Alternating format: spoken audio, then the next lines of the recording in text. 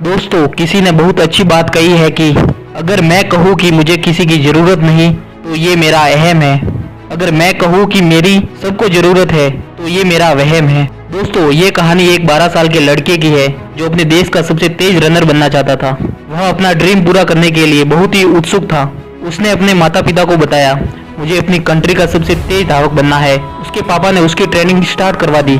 वह लगातार ट्रेनिंग करता था, दौड़ता था, प्रैक्टिस करता था और उसे सक्सेस भी मिल रही थी। उस शहर में जितने भी कंपटीशन हुए उन सभी में फर्स्ट आया और उसने स्टेट लेवल पर भी गोल्ड मेडल जीता। वह काफी फेमस हो गया था। उसकी बातें मीडिया में भी होने लगी। उस शहर में एक बहुत बड़ा इवेंट होने वाला था। ये एक चैरिटी इवेंट था। इस इवेंट में उसी के एज ग्रुप के 2 और लड़कों को बुलाया गया। इस इवेंट को बहुत प्रमोट किया गया। इसी इवेंट में एक बहुत बड़े विद्वान आए थे। उनको एक चीफ गेस्ट के रूप में बुलाया गया था। वो एक प्रोफेसर थे। वो आकर आगे वाली सीट पर बैठ गए। तीनों लड़के आए और गुरुजी को प्रणाम किया। इस इवेंट को देखने के लिए काफी भीड़ थी क्योंकि इस इवेंट का बहुत प्रचार किया गया था। कुछ समय बाद रेस शुरू की जाती है। सभी को पता था कि जीतने वाला वही 12 साल का लड़का होगा। सभी की जुबान पर उसी का नाम था। 12 साल के लड़के ने जीत भी हासिल कर ली और फील्ड में तालियों की आवाज गूंजने लगी। लोग तालियां बजाने लगे और नाम के नारे लगा रहे थे। लड़का फूला नहीं समा रहा था। उसे अपने पर बहुत विश्वास था, या आप यूँ कह सकते हैं कि ओवर कॉन्फिडेंट था। लड़के ने कहा, भीड़ में से अगर कोई मेरे साथ दौड़ना चाहता है तो दौड़ सकता है। उसी भीड़ में से 2 लड़के निकल कर आए। वो लड़के एज में उससे ज्यादा थे। रेस स्टार्ट हुई, फिर से वह लड़का जीत गया। फिर से उसके लिए तालियां बजने लगी।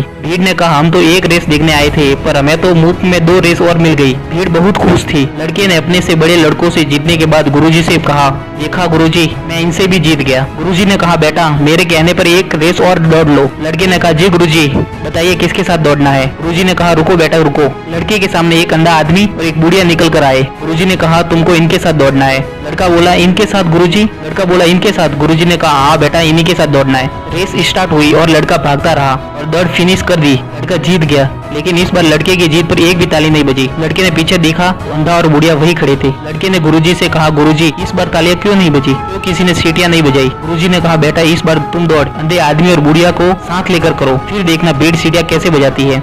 इस बार लड़का दोनों अंधे आदमी और बुढ़िया का हाथ पकड़कर चलने लगा। समय बहुत लगा दौड़ कंप्लीट करने में, लेकिन जैसे ही तीनों फिनिशिंग लाइन पर पहुंचे, चारों तरफ सीटियां बजने लगी और तालियां रुक भी नहीं रही थी। सभी बहुत खुश थे और लगातार तालियां बजाते ही जा रहे थे। लड़का दौड़ के गुरुजी के पास पहुंचा और पूछा, गुरुजी बस एक बात बता दीजिए, बस इस बार हम तीनों में से तालियां किसके लिए बजाई जा रही है। गुरुजी ने कहा, इस बार तालियां विनर के लिए नहीं, इस शानदार रेस के लिए बजाई जा रही है जो तुमने दोनों को साथ लेकर पूरी की। ये रेस तुम्हारी जिंदगी की सबसे यादगार रेस होगी, इसे तुम हमेशा याद रखोगे। दोस्तों, जिंदगी की रेस में सभी चाहते हैं कि सबसे आगे सबसे ज्यादा पैसा मेरे पास हो, सबसे ज्यादा पॉपुलैरिटी भी मेरे पास हो, लेकिन हम इस जिंदगी की दौड़ में भागते भागते जब फिनिशिंग लाइन पर पहुंच जाते हैं और पीछे मुड़कर देखते हैं, हमारे पीछे कोई नहीं होता है। आपके साथ जो थे वो स्टार्टिंग पॉइंट पर ही खड़े हैं। इस रेस में सभी को साथ लेकर चलिए, यकीन मानिए आप सबसे ज्यादा खुश होंगे। हर बार जीतना ही सब कुछ नहीं होता, लोगों का दिल जीतना भी जरूरी होता है। अगर आप कभी इस रेस में दौड़ रहे हैं तो अपनी लाइफ के बारे में जरूर सोचिए कि आप सभी को लेकर साथ चल रहे हैं। ये एक छोटी सी कहानी हमें बहुत कुछ सिखाती है। धन्यवाद।